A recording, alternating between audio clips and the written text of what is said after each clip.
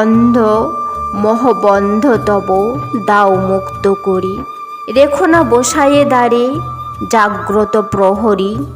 হে জননী, আপনার স্নেহ কারাগারে সন্তানেরে চিরজন্ম বন্দি রাখিবারে, বেষ্টন করিয়া তারে আগ্রহ পরশে, জীর্ণ করি দিয়া তারে লালনের রসে।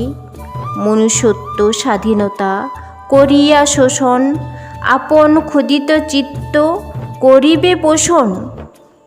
দীর্ঘ গর্ভবাস হতে জন্ম দিলে যার, স্নেহ গর্ভে গ্রাসিয়া কি রাখিবে আবার? চলিবে সে এ সংসারে তব পিছু পিছু, সে কি শুধু অংশ তব আর নহে কিছু?